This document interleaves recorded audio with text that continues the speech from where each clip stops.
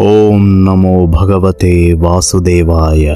తన సోదరుడు హిరణ్యక్షుడిని విష్ణుమూర్తి సంహరించాడని తెలుసుకున్న హిరణ్యకశ్యపుడు పగతో రగిలిపోయాడు. భగవంతుడినే ఓడించాలని, మృత్యువు లేని అమరత్వాన్ని సాధించాలని మందర పర్వతంపై భీకరమైన తపస్సు మొదలుపెట్టాడు. ఎంతటి తపస్సు అంటే అతని తల నుండి పుట్టిన అగ్ని జ్వాలలు లోకాలను దహింపజేశాయి. చివరికి అతని శరీరాన్ని చెదలు పట్టేసిన ఎముకలు మాత్రమే మిగిలినా లెక్క చేయకుండా తపస్సు కొనసాగించాడు. ఆయన పట్టుదలకు మెచ్చి బ్రహ్మదేవుడు ప్రత్యక్షమయ్యాడు. హిరణ్యకశ్యపుడు తెలివిగా ఇలా వేడుకున్నాడు. దేవా, నాకు గాలిలో గాని, నేల మీద గాని, నీటిలో గాని మరణముండకూడదు. ఇంట్లో గాని, బయట గాని చావు రాకూడదు. పగలు గాని, రాత్రి గాని మరణించకూడదు. మనుషుల వల్ల గాని, జంతువుల వల్ల గాని, దేవతల వల్ల గాని, ఏ ఆయుధం వల్ల గాని నాకు మృత్యువు కలగకూడదు అని బ్రహ్మదేవుడు తదాస్తు అన్నాడు. ఇక తనకు తిరుగులేదని, తనే దేవుడినని హిరణ్యకశ్యపుడు